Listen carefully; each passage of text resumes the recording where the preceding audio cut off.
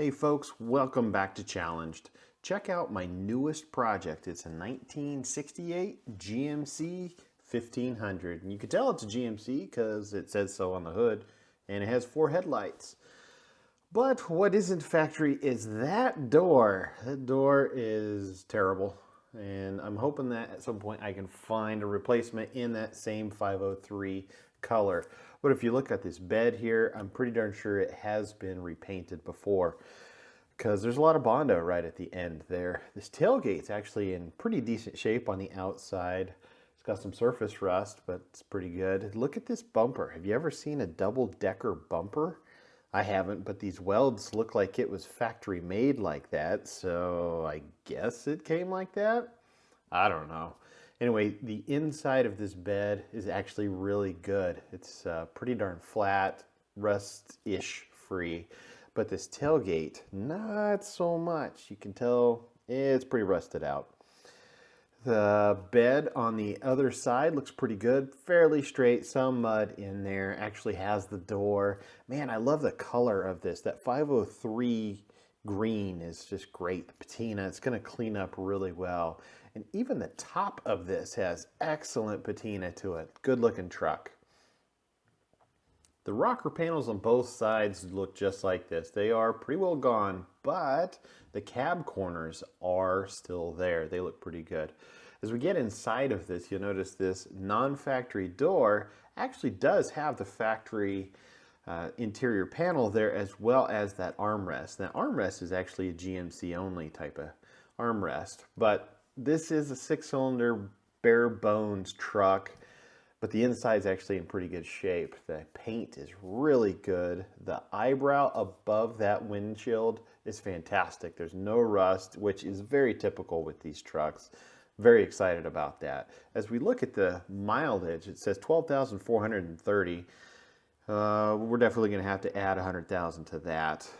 The wear on the clutch and the brake pad, I would say, has 100,000 miles on it. So 112 makes more sense. But I love this seat. It's very worn. Love the color of the original. But that padding definitely needs to be bolstered or replaced. Again, very bare bones truck. No AC. It was a radio delete, but the factory cover is still there. Another neat feature about this, most of these trucks had 12-bolt GM rear ends. This one did not. GMC did offer a Dana 44 10-bolt. Under the hood is very complete. The wiring's pretty much terrible, but you know, the distributor's there, the wires are there, the starter is there. It's actually a pretty good start to getting this. On the other side, you can tell that we do have 4-wheel manual drum brakes and manual steering. But the cover to this air cleaner, I did find it in the bed of the truck. Pretty darn complete under the hood. Well, I got her wheeled into the shop. She's ready to be put on this lift whenever we need it. But first, let's take a look at things.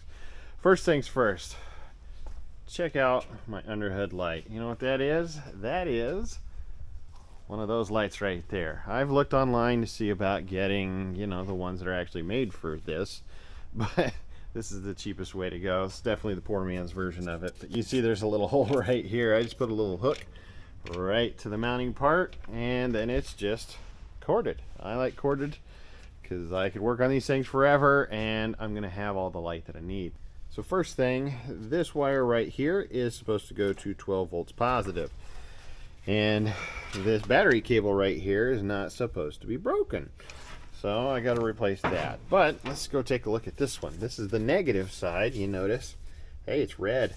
Not only that, it's about as dangerous as it can get. So I got to replace this as well. Well, I was able to get both of these battery cables replaced. I got the new positive going to this spot, which then, I don't know, goes somewhere.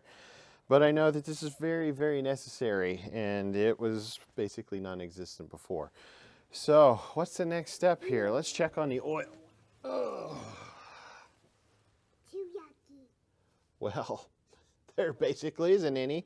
I did go ahead and make sure that this engine does turn over, and I just grabbed the old fan, and it feels like it's got some pretty good compression. And I have, wow, that's pretty good. Oh, yeah.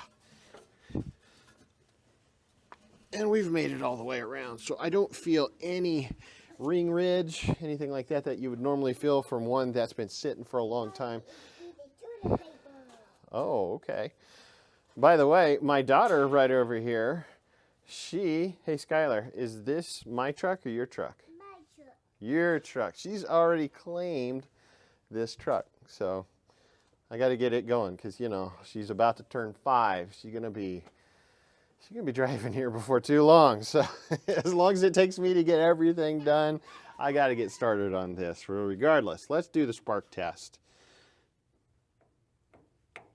Of course, got a new battery. So far, so good.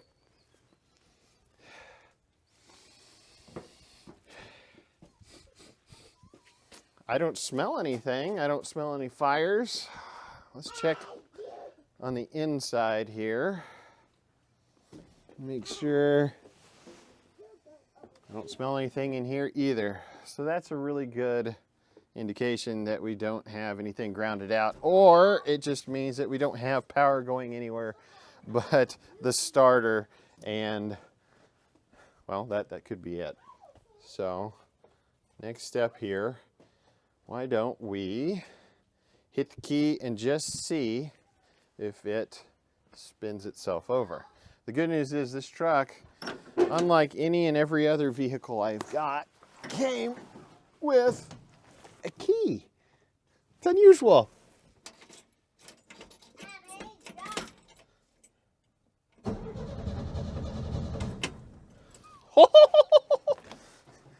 It does it.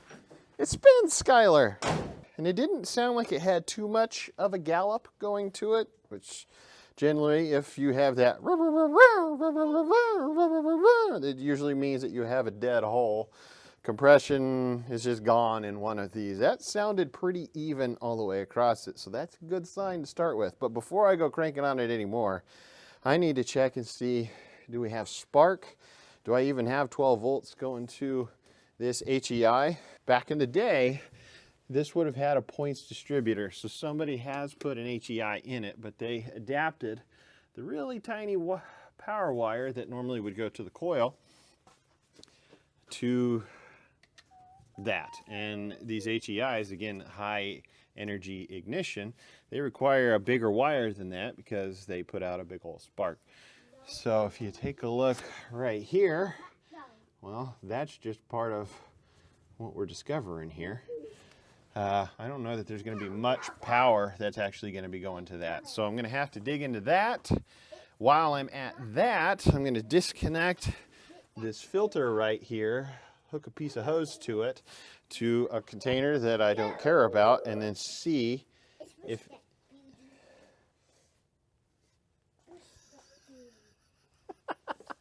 Goodness, Skylar. Let's see. So I'm going to disconnect this, connect it to a container. You know, I can smell fuel in the fuel tank, and it does smell bad, but it doesn't smell totally varnished. It smells like there's something in there. And if we push it around, you can hear some sloshing. So it wouldn't surprise me if this sucker is actually pumping fuel. And if it is pumping the fuel, I want to get as much of that old fuel out of it as I possibly can. Like I said, this oil smells like fuel, which makes me think that it is still pumping. So let's get started. Well, I checked for 12 volts actually at this broken spot of this wire right here, and actually there is 12 volts. So that 12 volts is going to that HEI distributor, which is a good start. So then I get out the old spark checker here, and we're gonna have it twist over, see if we can see some spark. And I got the old fuel filter out of here. As you can see right over here, this is an old fuel filter. This is the new fuel filter. Believe it or not, this filter came with this truck. I found it inside of the cab. So look around before you go buying all kinds of new stuff. But I got that out of the way, a nice long piece of hose, so that if we do suck anything out of the tank, we can kind of purge this line as we do it. All right, let's crank on it and see if we see any spark. Go ahead.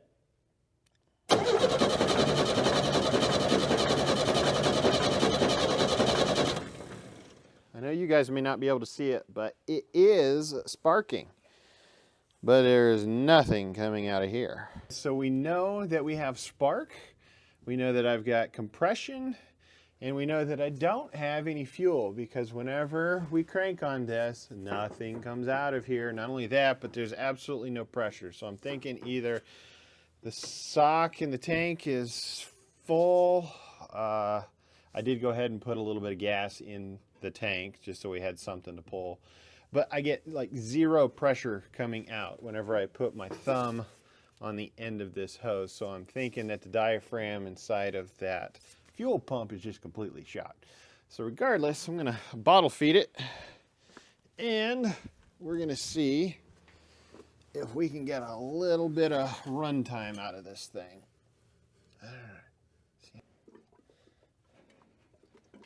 All right, hit it.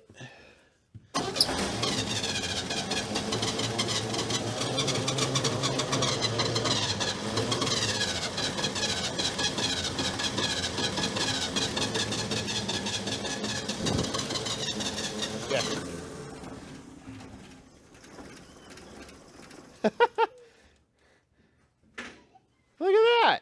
It does actually run. It's not hitting on all 8 at the moment. 6? Oh, this isn't an 8-cylinder. This is a 6-cylinder. Anyway, yeah, we got some fire out of this. All right, so I think what the next step is going to be, I think I need to get a new fuel pump. And or we're going to blow backwards through the line into the truck tank, into the fuel tank, and see if there's any restriction with that. Well, while I'm waiting on the fuel pump to come, I might as well change on this oil. It smelled pretty badly of gas, and it was pretty low as well. So I just don't know how much oil I actually have in it. So we might as well get this done, because I'm going to do it anyway. Holy mackerel. It'd probably help if I loosened it instead of tightened it.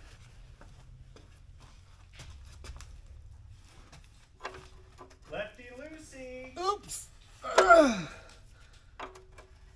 Oh, there we go.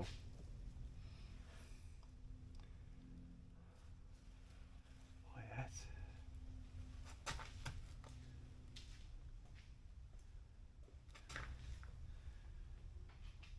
It's got some viscosity.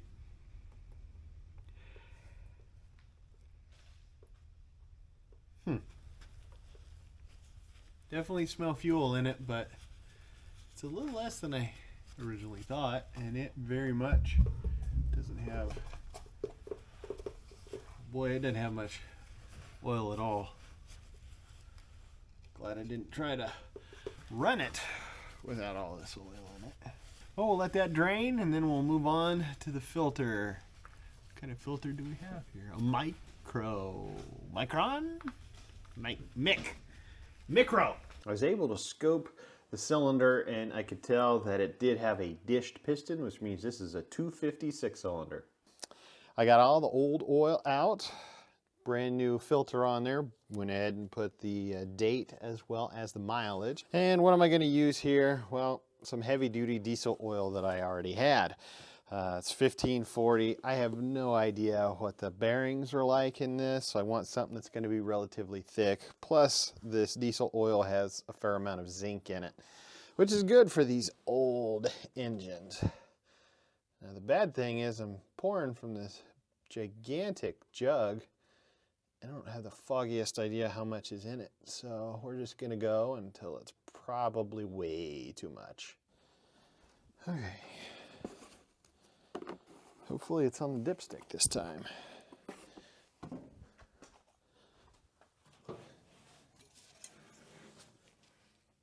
Oh yeah, just above the add line. All right, I'm gonna leave it a little bit low, because assuming that this thing runs, doesn't knock, I'm gonna throw a little snake oil in there as well, which will take up a little bit of space. All right, so I replaced that fuel pump as well as the rubber line that goes to it. They were both bad. So let's crank on it and see if we get any pulsations. Haha. Got to hook up the battery. Oh, I'm going to use my old crank trigger. Make this a little easier.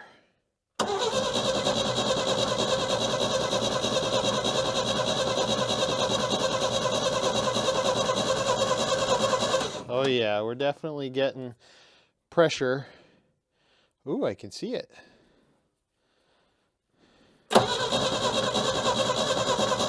Ha ha!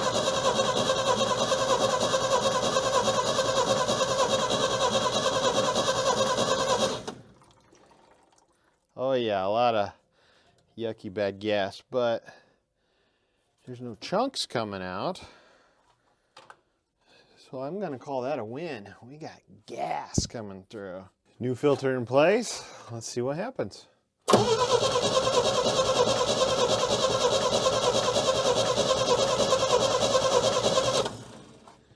right, I know we've got fuel, and I don't have the foggiest idea what's going on over here. Oh, I've got pump shot.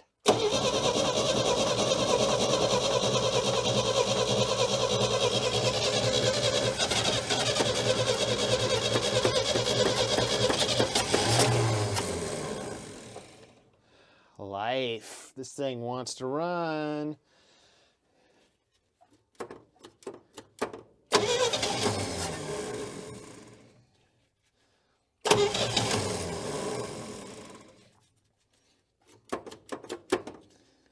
Let's see, I can choke off some of it. Oh, we're so close. Hey, check out all of the fuel trying to come out of that carburetor right there. That's just awesome. It's a good thing I got a rebuild kit. But we should be able to still get this thing going. Whoop.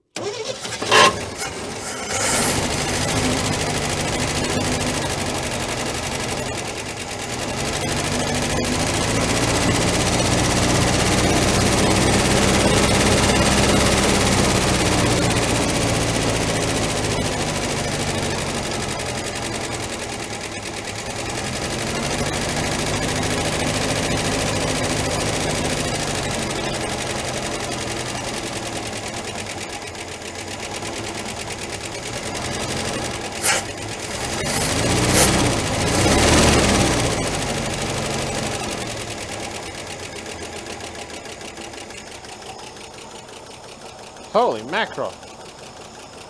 She's running. I need to adjust on that soon. Where's my screwdriver? Where is it? Come on now.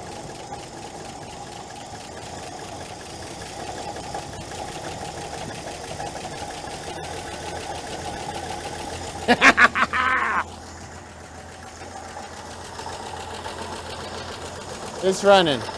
Been sitting for, I don't know, 17 years, and it's running. Should make sure that we have oil pressure. Although I think it probably would have quit by now if it didn't. Ah, she's got oil right in the middle of the gauge. See if it changes.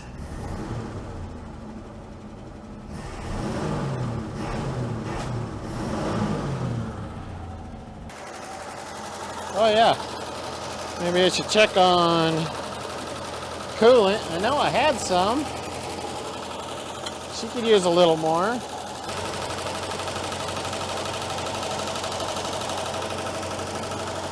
She really doesn't need too terribly much coolant, so that's good. Can't tell if there's a little bit of a exhaust leak or if there's a bit of a knock.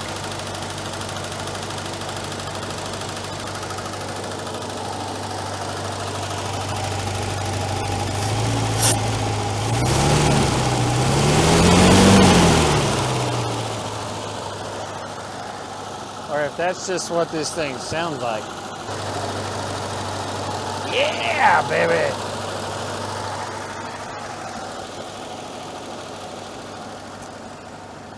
Maybe I should open the door. Well, it's the next day. Thankfully, the shop is clear of smoke. I got the truck outside, and I've actually been letting it run for quite a while. A good hour or so. It is still smoking. It's a white smoke, so it's definitely oil burning. I've smelled it. It's not antifreeze, and it's not a black smoke, so it is not a mixture issue. And it is persistent. It just keeps going and going and going. And as you can hear in there, it's definitely got some exhaust leaks within it, but I can hear that clattering of the lifters right in the middle cylinders, and it's very consistent with what we saw with the spark plugs.